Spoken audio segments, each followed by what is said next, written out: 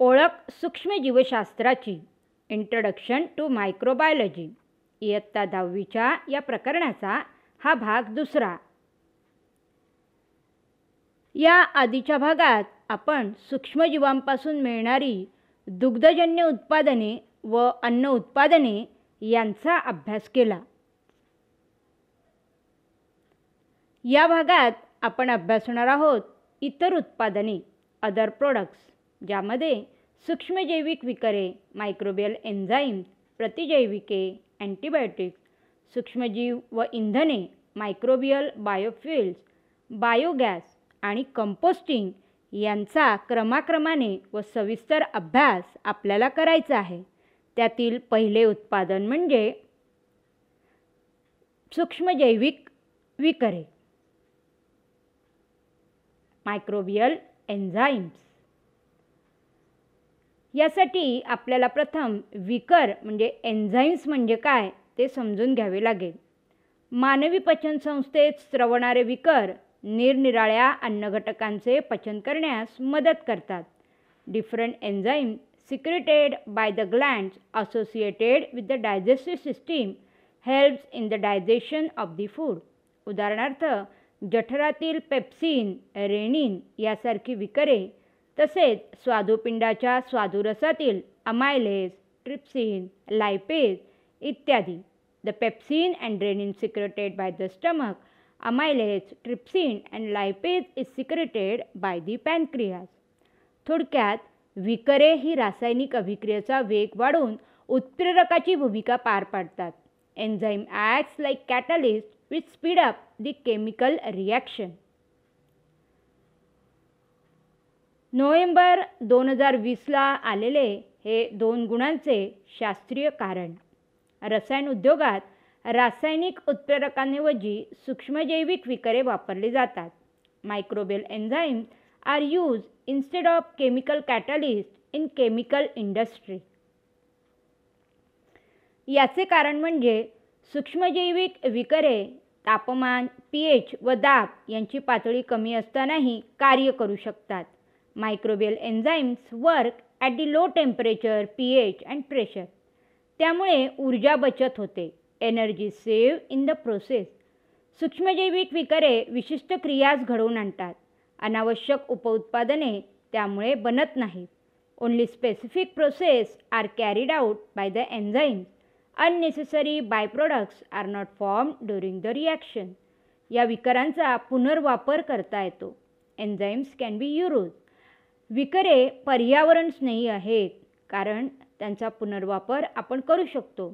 Microbial enzymes R दस eco friendly.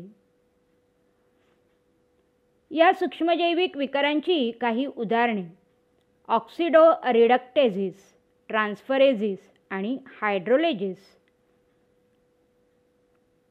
सूक्ष्मजैविक विकरांचा उपयोग, uses of microbial enzymes. यामध्ये पहिला उपयोग म्हणजे डिटर्जंटमध्ये विकरे मिसळल्याने मळ काढण्याची प्रक्रिया कमी तापमानाला घडून येते. मक्यातील स्टार्चवर बॅसिलस आणि स्ट्रेप्टोमायसिसपासून मिळवलेल्या विकरांची क्रिया घडून ग्लुकोज व फ्रक्टोज सिरप, जी तयार सरबताचे माध्यम म्हणून वापरतात, ती बनवता येतात. वस्त्रोद्योग, चामडे, त्याचप्रमाणे कागद या उद्योगातसुद्धा या सूक्ष्मजैविक विकरांचा उपयोग होतो. सूक्ष्मजीवांकडून मिळणारी काही अमिनो आम्ले तुम्हाला या तक्त्यामध्ये दिसून येतील. 3 गुणांचा हा प्रश्न जुलै 19ला परीक्षेला आला होता, ज्यामध्ये सोर्सेस म्हणजे स्रोत दिले आहेत, मायक्रोब सूक्ष्मजीव आणि त्यापासून कोणती अमिनो ॲसिड्स अमिनो आम्ले मिळतात ते इथे तुम्हाला पाहायला मिळेल. पहिले आहे शुगर मोलॅसिस म्हणजेच ऊसाची मळी. ॲस्परजिलस नायगर हा सूक्ष्मजीवाची त्यावर क्रिया घडून येते आणि आपल्याला सायट्रिक ॲसिड सायट्रिक आम्ल मिळते.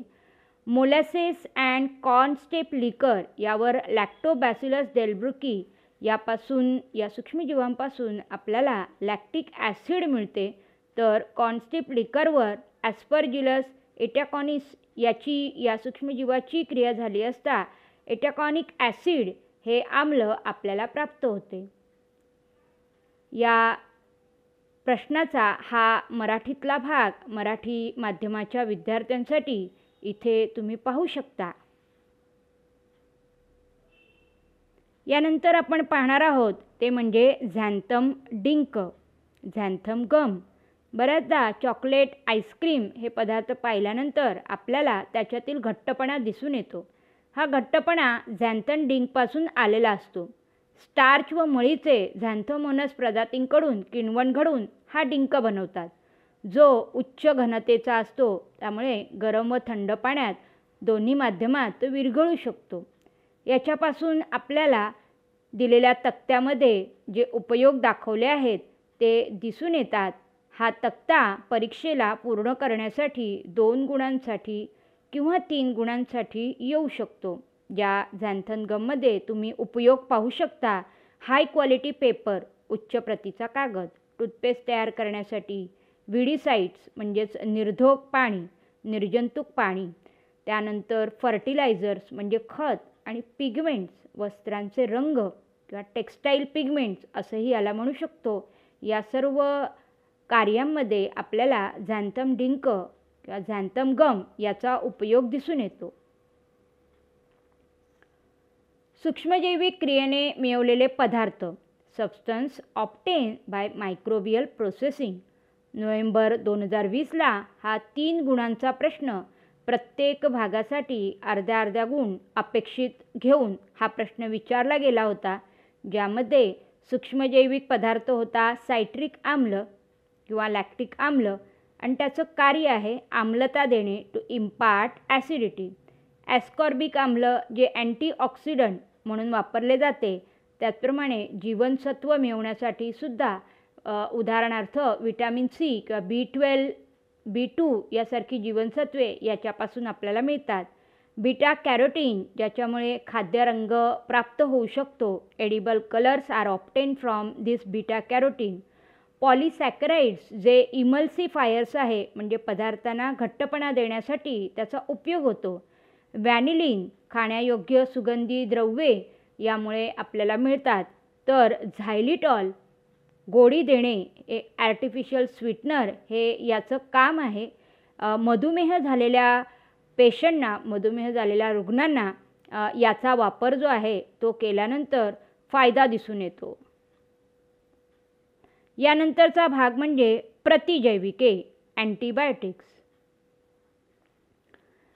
प्रतिजैविकाची व्याख्या ही पुढीलप्रमाणे करता येईल. जीवाणू व कवक यांच्यापासून बनवलेली कार्बनी संयुगे जी सूक्ष्मजीवांचा नाश करतात आणि त्याच्या वाढीस प्रतिबंध करतात. Carbon compounds obtain from some bacteria and fungi which are able to destroy or prevent the growth of harmful micro organisms. या प्रतिजैविकांची उदाहरणे तुम्हाला दिलेल्या तक्त्यामध्ये दिसून येतील. पेनिसिलिन, स्ट्रेप्टोमायसिन यासारखी प्रतिजैविके विविध प्रजातींच्या ग्रॅम पॉझिटिव्ह व ग्रॅम निगेटिव्ह प्रकारच्या जीवाणूंविरुद्ध वापरली जातात. त्याचे एक उदाहरण म्हणजे रिफामायसिन जे क्षयरोगाविरुद्ध उत्तम प्रतिजैविक आहे. यानंतरचा अदर प्रोडक्ट्स किंवा इतर उत्पादितांमध्ये समावेश होतो तो म्हणजे सूक्ष्मजीव व इंधने, मायक्रोब्स अँड फील्ड्स. याचे पहिले उदाहरण म्हणजे सॅक्रोमायसिस किण्व. हे ऊसाच्या मळीवर म्हणजेच ऊसाचा रस काढून झाल्यानंतर जो चोथा शिल्लक राहतो त्यावर या किण्वाची क्रिया केली असता किण्वण प्रक्रिया घडून येते आणि इथेनॉल हे धूररहित इंधन मिळते. इथेनॉल हे पेट्रोल व डिझेल याला उत्तम पर्यायी इंधन म्हणून विचारात आहे. Ethanol and alcohol is a clean and smokeless fuel obtained during fermentation of molasses by the yeast Saccharomyces. इंधनाचे दुसरे उदाहरण म्हणजे पाण्याचे जैविक प्रकाश अपघटन. या प्रक्रियेत जीवाणूंद्वारे हायड्रोजन वायू मुक्त होतो आणि हा हायड्रोजन वायू भविष्यातील इंधन मानले जाते. Hydrogen gas is considered to be the fuel of future. H2 gas is released during biophotolysis of water in which bacteria perform the photoreduction. जैव इंधन निर्मिती, बायोफ्यूल प्रोडक्शन. दिलेल्या आकृतीचा तुम्ही नीट अभ्यास केलात तर त्यामध्ये तुम्हाला दिसून येईल की इथेनॉल इंधन मिळवण्यासाठी ऊसाच्या मळीप्रमाणेच गहू, मका, बीट या पिकांचाही वापर केला जातो. Ethanol is obtain from wheat, मेज, बीट, मोलॅसेस ऑफ शुगरकेन. बायोडिझेल इंधनासाठी सोयाबीन, एरंड, मोहरी, सूर्यफूल, पाम, ताग ही अशा वनस्पती आहेत ज्यांच्यापासून आपल्याला तेलबिया आपण म्हणू शकतो. यांची लागवड बायोडिझेलसाठी केली जाते. For biodiesel the soybean, jatropha, mustard, sunflower, palm, jute are cultivated. यानंतरचा प्रकार म्हणजे बायोगॅस. बायोगॅस प्लांट, बायोगॅस प्रकल्प हा सर्वांना परिचित असेलच. या दिलेल्या आकृतीमध्ये हा बायोगॅस प्रकल्प, बायोगॅस प्लांट तुम्ही पाहू शकता, ज्यामध्ये जमिनीच्या वर टाकी असते. त्या टाकीच्या खाली सारसंग्राहक जो आहे तो सारसंग्राहक म्हणजेच दुसरी टाकी जी आहे ती दिसून येते. याला दोन आउटलेट जे आहेत, एक इनलेट पाईप म्हणून आणि एक आउटलेट पाईप म्हणून अशा पद्धतीने दोन नळ्या ज्या आहेत त्या दिसून येतील.